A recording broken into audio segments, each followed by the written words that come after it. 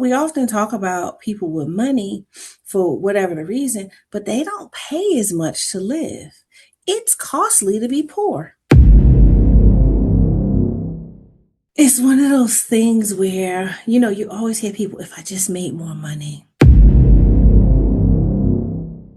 And the reality is, if we can't manage little, we Mm. can't manage a lot.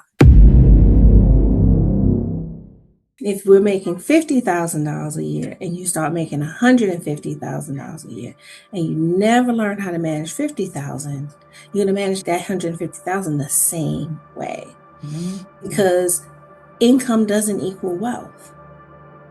Income is the money flow that you get coming in, but the key to it is how much do you keep?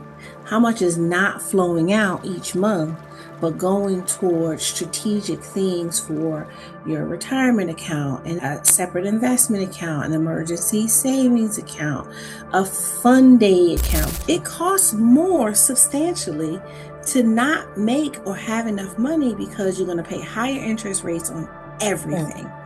You're going to have higher rents, higher utility costs. You're going to, at least in the areas that I'm in, there's going to be more traffic light ticket cameras and just different things that will be Proportionally, happening you're that charged. will just cost you more just by virtue of the fact that you don't have money. And it's a sad reality. But what happens here in America is the woman who takes care of the household and takes care of everything and makes sure everybody else is okay, when it comes time for her to retire, she becomes dependent on the government. She becomes dependent on charity, and she no longer has the resources that she had because she depleted them, making sure everybody else was okay. Believing is seeing, because we have to have faith first before we can see it. But if we don't ever have the faith, we never will see it. Absolutely right. The things we don't see, those are the ones that are permanent. Such Mhm. is the word of God.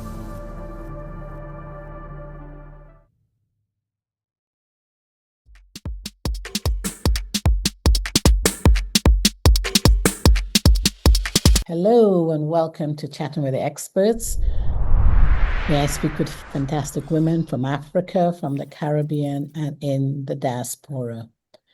Our topic is Beyond Income, the global strategies women need to build lasting wealth.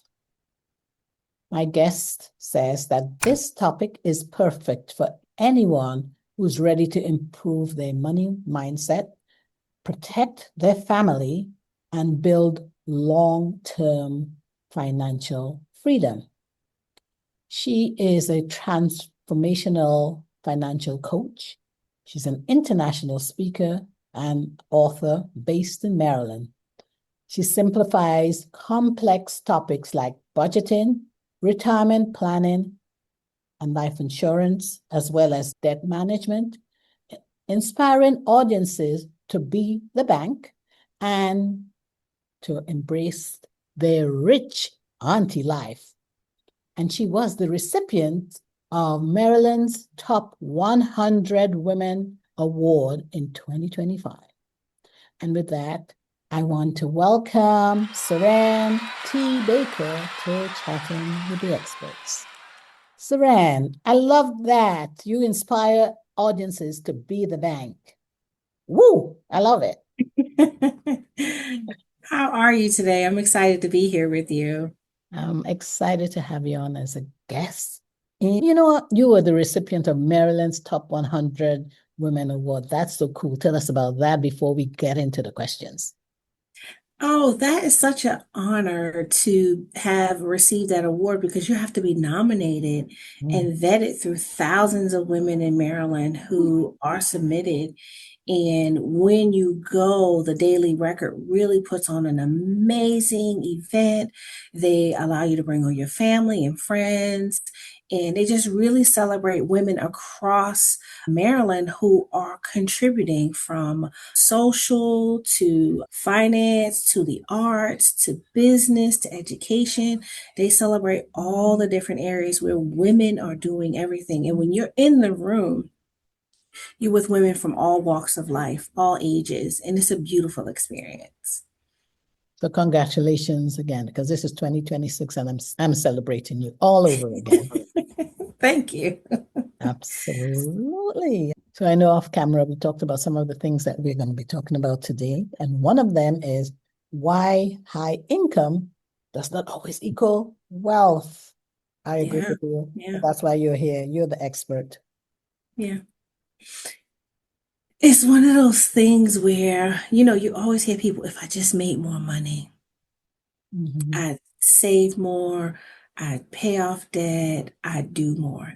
And the reality is, if we can't manage little, we Mm, can't manage a lot.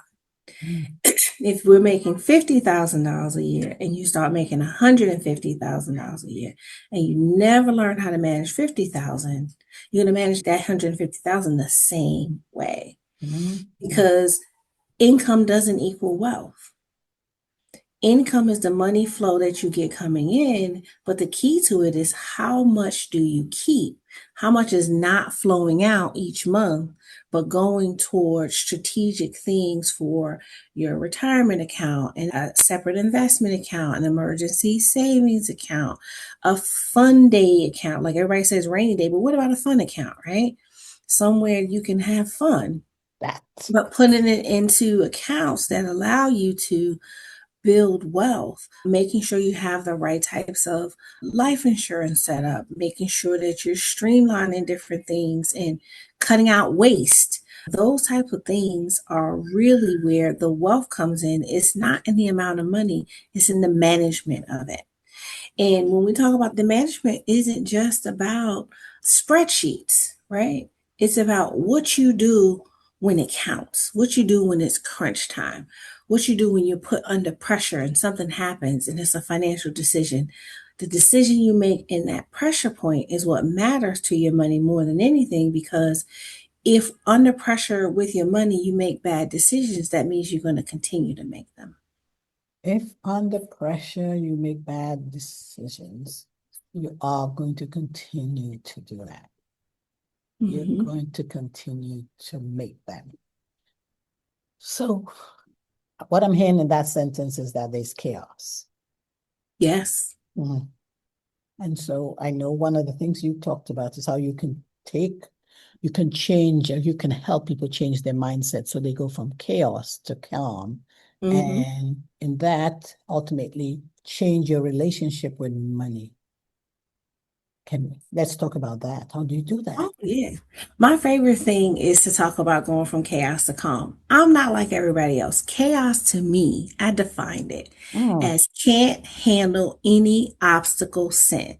Oh, acronym here. Let's Can't hear. handle any obstacle sent.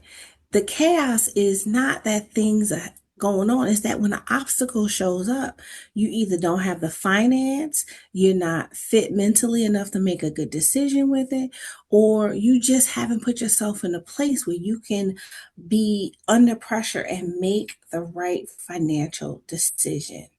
When that family member calls and says, I need somewhere to stay, when that family member calls and says, I need money for ABC, and you haven't taken care of your necessities Mm. and your wants and your likes. Because one of the things that we miss with money is that we are supposed to support one another. We are supposed to keep it moving. Money is like energy. I talk about that a lot. My different videos that I do. Money is energy. It's supposed to be constantly moving. But where are you moving it to? And where is it moving through? Right? And so when you want to go from that state of chaos, can't handle any obstacles sent, to a state of what I call calm, which is control, abundance, legacy creation, and money mastery, when you want to go to that place, you have to be able to notice in the moment's time that, hey, wait, I'm under pressure. I think this is my only option, but maybe it's not. Maybe I need to take a pause before I go this one direction with the finances and decide something when I'm in a more clear state of mind. And it's easy to talk about it, but you got to be in practice with it on a regular basis. When that unexpected bill comes, doing, hurrying up and paying it versus making sure you have a plan for everything else if it's a big expense. Just taking the time to really be thought out. And then when you have a systematic, automatic plan with your money, where you know that every time you receive payment, money goes to certain buckets so that when there is any emergency, there's already something set aside for it because you planned for potential emergencies. Okay, let's hear this again. A systematic automatic plan. You got to open that up.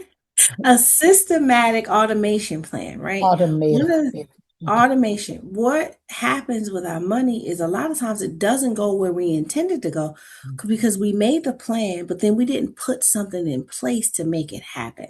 And what that looks like is if you said, I'm going to put 10%, I'm going to take 10% of my earnings every time I get paid, whether it's weekly, bi-weekly, monthly, annually, whatever your pay cycle is, daily, however you get paid. I'm going to put 10% aside for emergency fund, for investments, for retirement, and for whatever, however you want to define it, right? And you say that's what you want to do, but you don't go in and automate it. And what that looks like is, did you set up a direct deposit to a separate account? Or did you set up an automatic transfer from one bank to another? Do you have the checking account to the high yield savings account, the paycheck to the retirement plan, the checking account to the insurance policy, or wherever you're putting your money? Do you have it automatically going so you're not thinking about it? We'll automate paying the bill, let them come take that money however they want to take it, but we won't automate creating our financial futures. And that's where the gap comes in. And as women, I'm going to lean in. I'm leaning in with you too. Okay, both of We us lean in. tend to think it's our job to save everybody. Let's just say that again. We think we As are the women, savior. we tend to think it's our job to save everybody with our finances, with our time, with our labor, with our food, whatever it is. We think it's our job to save everybody. And yes, we are supposed to serve the least of these because I am not denying that by any stretch of the imagination.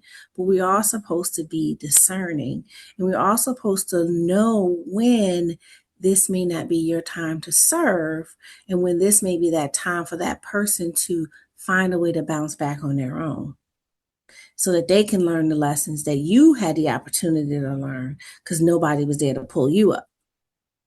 And that becomes the gap because we're so caring and we're so loving of all of our family and friends. And sometimes we forget the thing that we know for sure and we know how to get done for sure. We know it because we failed at it and nobody helped us fix it. And we learned our lesson. And we learned our own lesson on our own. Yeah. It's a tough conversation, right? Yeah. Because we don't want to see the people that we love struggle or hurt or go without. But what if that was the opportunity for them to really level up and we took that away because we saved them? Yeah. It makes me think about, or not even use the word save, we solved it for them. yeah. That's what I was about to say. It's just like, you think about, do you teach them to fish or you give them the fish? When you teach someone to fish, then they've got a skill for life. When you keep giving them the fish, then they don't know how to fish. Yeah. And it's not about, and even in that analogy, I was debating that with someone the other day. It's like, you can't really teach me to fish if I'm starving because I'm going to knock you over and I'm going to bite you and bite you because I'm hungry, right? But I can give you something to eat while I show you how to do it yourself. Right? Here's some bread. Let me show you how. Let's start with our shared expenses here. Let me take you here. We can track. And then when you see if they're not willing to go learn to fish, that's when you get to decide, hey, maybe this isn't where I invest my time, efforts, energy, and money. Right? But it's about figuring out that balance because we love so deeply. And I love that about us. And I want us to do that same amount of deep love for ourselves. And that deep love comes with also preparing ourselves for ourselves financially in the future. Because what happens here, and I know you have a large international audience. But what happens here in America is the woman who takes care of the household and takes care of everything and makes sure everybody else is okay, when it comes time for her to retire, she becomes dependent on the government. She becomes dependent on charity, and she no longer has the resources that she had because she depleted them, making sure everybody else was okay. And in some of our international countries that are not, we don't have that, what's the word I'm looking for?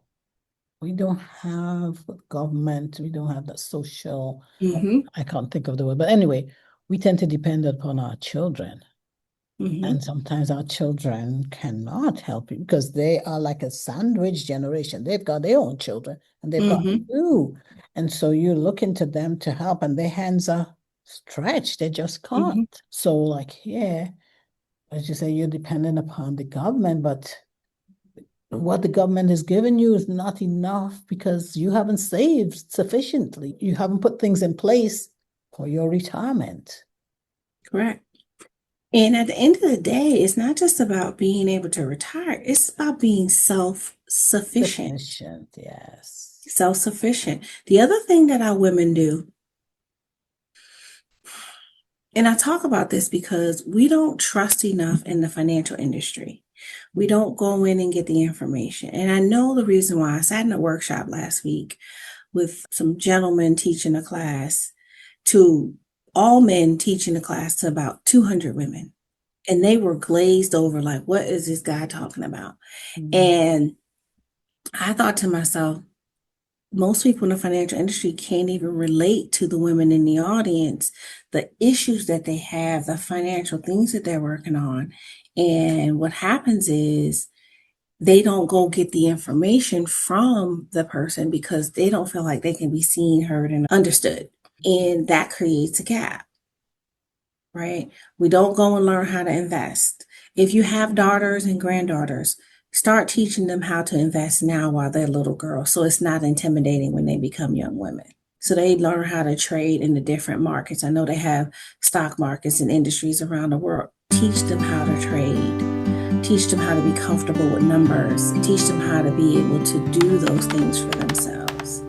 And at the end of the day, it's more about setting up something sustainable for you now that you'll be able to count on 20 or 30 years from now. So can you elaborate a little on what those missing pieces are? Well, one of the number one missing pieces for women is we get married and we are with the love of our lives and for life, right? We're not going to talk about those who may or may not separate for whatever reason, but you're together for life. The number one thing you should be doing when you decide you're going to be together at engagement, not when you get married, at engagement, is you need to be putting together a life insurance plan for the both of you. For the both of you. And they have life insurance around the world. So it may work slightly different in other countries, but they have it around the world. You want to have that set in place because the number one thing in those vows is until death do us part. So that means somebody will do part first, right? Statistically, our husbands predecease us. Yes. And what happens is women go into poverty because their husbands passed away. They don't know how to manage the money. They don't know how bills are handled. And they didn't have enough income to live without or be sustained without them, right? So you want to make sure you have in place enough money in an insurance policy so that when, not if, one of you passes away in that marriage, there's money to sustain that person. $500,000 to $1 million. And people like, why would I make, and some people get up in arms about that when they hear me say that. Why would I leave a $500,000 to $1 million? Because guess what? When you start to do the math on how much it costs to live, if your loved one, someone you love, lives another 20 years, 30 years after you pass, and you divide that up, you divide up 500,000, you're only talking $50,000 a year. And that's a low income salary in the United States. Yeah. If it's $1 million, you divide that up over 30 years, that's $100,000 in the United States. That's still like just enough money to not to live on your own. And we're not putting into consideration health. Talking about if that person's healthy, if they need to pay extra money for health care, they need to pay any type of co-payments or additional things that come along with it. And health insurance only covers but so much. Do you need to get your house retrofitted for something? Do you need to buy a house? I mean, so your family has somewhere to be. So it's really just thinking more long term than we've been taught to think. And the reason we weren't taught to think that long term is because if you did think long term, then you wouldn't be put in a place economically where the system itself could charge you more for credit. The system itself could charge you more for food, clothing, shelter, and all these things, because we often talk about people with money for whatever the reason, but they don't pay as much to live. It's costly to be poor. It costs more substantially to not make or have enough money because you're going to pay higher interest rates on everything. You're going to have higher rents, higher utility costs. You're going to, at least in the areas that I'm in, there's going to be more traffic light ticket cameras and just different things that will be happening that will just cost you more just by virtue of the fact that you don't have money. And it's a sad reality, but it's almost better to hurry up and get rich in some type of way, legally, of course, than it is to just stay poor or to stay financially challenged. I want you to stress a bit more on that. Why is it that in the areas that are, I want to say, of lower income, we tend to have higher rents? We tend to have the grocery stores the prices there are higher. Can you elaborate a little bit on that for those who are, not familiar with how the system works? Sometimes it's just by virtue of it. When you get to those areas, you're going to have a lower credit score, which is what we use here in the United States to determine if you're deemed worthy to borrow money, right? So you have a lower credit score, they charge you higher interest, which means you're going to have less money, right? When you go to some of the areas where the groceries are higher and the different things, is because we have what they call food deserts here, where you don't have access to a lot of fresh produce. You don't have access to fresh fish, fresh meats, all the things that are better for you. And then that in turn impacts your health. When you go into certain communities that are considered impoverished, you're going to see more liquor stores, more fast food chain restaurants, things that aren't necessarily the most healthy for you, but you're not going to see the Medi Spa where you can go and get, acupuncture and stretching and chiropractic. So you're not going to see all the things that are there to really make you feel better. The mental and the medical services, you're going to see a lot of fried foods and the things that aren't better for you, because it ties into also the health system. So if we can keep you sick,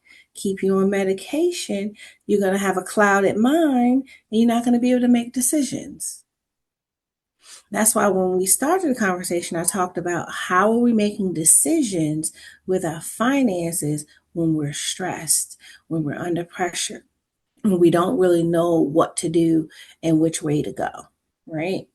One of my favorite podcasters, everybody talks about get rich quick schemes. He's like, what about stay broke slow plans? He's like, wouldn't you rather get rich fast? Like, why you want to wait?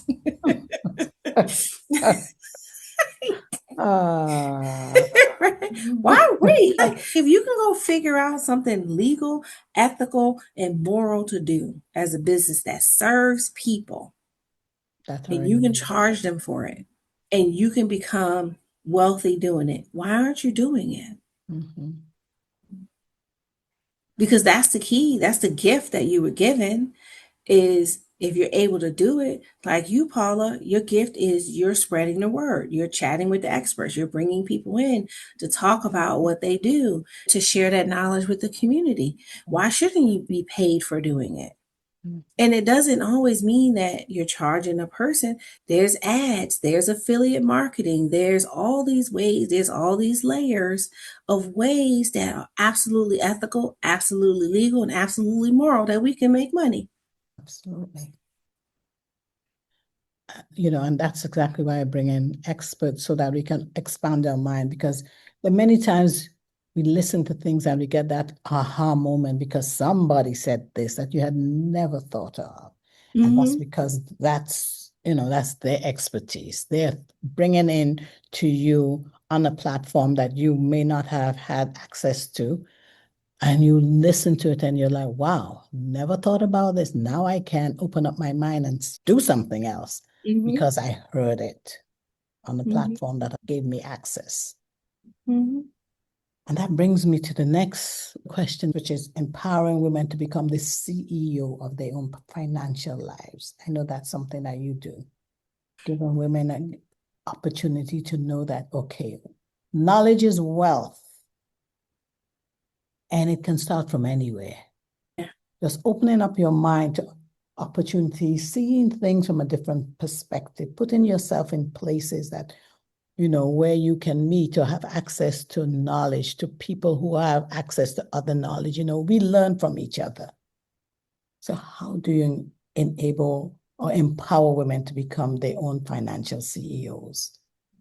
So one of the ways I do that is I do that in what I call my academy. I have a Commonwealth Academy, and we work through all the things that are money, right? The thing is that you can never stop learning about money. I'm in the financial industry, and I promise you, twice a week, I'm taking a workshop about money. Because at the end of the day, there's so many ways to learn about it. And I encourage all women to get into a program. It doesn't have to be mine. I'd love to have you in mine if you qualify, but it doesn't get into a program where you're learning the basics. You're learning about budgeting. You're learning about saving. Then once you kind of master that, learn about protecting yourself, making sure you have the right protection. Learn about investing. How do you move through the markets? The investment field is so broad, you don't have to be a stockbroker and risk it all per se to be in the investing game. Learn about the different areas of investment, find one you're interested in, and lock in on that niche, lock in on that small area, because there's 10, 15, 20, hundreds of ways you can get into investing, right? I know someone who she just started an investment company. She's literally only going to be providing investment opportunities for people who want to do commercial real estate, right? That's a whole niche that people that may or may not, I didn't know it existed until she talked about it. She's only going to be financing people in commercial real estate. It doesn't have to be the residential real estate. You don't have to go and trade stock, trade options every day, do day trading to make money in investing. And so find out what fits your lifestyle. When I think about investing, I'm a buy and hold investor. So I find a stock I'm interested in, I buy it and I hold it. That's it. Literally, I just own the stock, right? And so oversimplified, I only buy stock in things that I already use. I order stuff online. So I own stock in the company that I order stuff from online. I use a cell phone. So I own stock for the company I have a cell phone with. I have a laptop and equipment that I use for my business. So I have stock in that company. So I'm not just a user, I'm an owner. Look at that. And the other thing is really starting to teach your girls early. If you are a mother or a grandmother of a young woman, teach her to own the stock in that purse company or outfit or whatever it is first before you get her the bag, right? Or get her the thing. Teach her that ownership is the power versus wearing it. Right? If you have young ladies and they're interested in makeup and all the great things that we have accessible to us as women, Okay, show her how to become an owner in that company first before she becomes a consumer. Emphasize that, please, Saran. Before you buy the bag or buy the makeup or the shoe, the designer shoe, own the stock. That's what you're saying. Stop. Because company ownership over product ownership is more important. I had a friend of mine say to me a couple years ago, they're like, "Oh, you don't own XYZ bag." I said, "No, I don't own a bag." They're like, "Well, I don't understand how, you've accomplished this or that and you don't have XYZ bag." And I said, "But I have the stock." And they were like, "But you don't have the bag." I'm like, "The stock was cheaper." And the stock was better, right? The stock was more reasonably priced and it was better for me. And so when I go get the bag, I own shares in. That is gold. That is gold. Oh, so I technically will be almost giving back to myself because I'm contributing to the bottom line of my company for that quarter because I decided to own the stock first. Saran, that is, we can end on that note because you have said it all. That's what we need to teach our girls. Before you buy the product, buy the stock because you are investing in yourself. Even when you do go buy it, you're buying your own product. Yeah. Can't go wrong with that. Right? Right.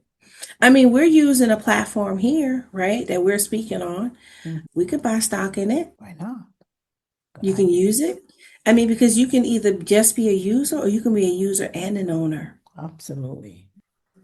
Or you could just be an owner and don't ever use it. True.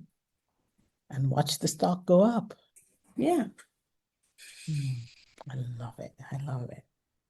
All right. So we know we have people in the audience who love to hear more about you, how they can become, the longest journey starts with the first step. So how they can start becoming millionaires, becoming the CEO of their own financial lives, in other words. If they wanted to get in touch with you, Saran, how can they do that? Whoever's listening or viewing this on YouTube, where can they find you? I'm on YouTube also. You can find me as Saran Baker on YouTube. But you can also find me on Instagram at The Real Saran Baker. You can find me on Facebook, my business page, STB Financial Services. And if you are ready to start your journey, you can join my next cohort. I have an upcoming boot camp in the next couple of weeks. You can go to joinsaran.com/save. And make sure you put in the keyword Paula, so I know you came from Paula, and you can join that community and come into that space where we're teaching you the right mindset to get to the million, because you can't be a millionaire until you know it in your mind first. Because we get it wrong when we say seeing is believing. The reality is it's the opposite. Believing is seeing, because we have to have faith first before we can see it. But if we don't ever have the faith, we never will see it. Yep. Absolutely right. The things we don't see, those are the ones that are permanent. Such is the word of God. So for those of you who are watching this online or are in the audience and haven't yet had a chance to go to YouTube, we'd love for you to watch this episode when it comes out on my YouTube channel, which is Chatting with the Experts. You'll see this episode and all the other women experts who have been on Chatting with the Experts. I'm also on LinkedIn. My business page there is Chatting with the Experts, or you can go to my profile, Paula Okone. I'm on Facebook. My business page there is Chatting with the Experts. And on Instagram, my handle there is at chat_experts_podcast. And if you'd like to be a guest on the show, reach out to me on my website, which is chattingwiththeexperts.com. Thank you so much, Saran, for dropping that nugget. I want to say, if you want to be not an expert, well, of course, if you want to be an expert, you can be on this show. But if you want to be a millionaire, Invest in the stock of the designer bags, the designer shoes, the designer dresses. Buy stocks there. And then you too can be that millionaire. All right. So now let's open up the floor to all those who joined us, and they can ask you the questions that I say this every week, the questions I forgot to ask. Oh, I just didn't remember to ask you. Thank you so much for being a guest on Chatting with the Experts.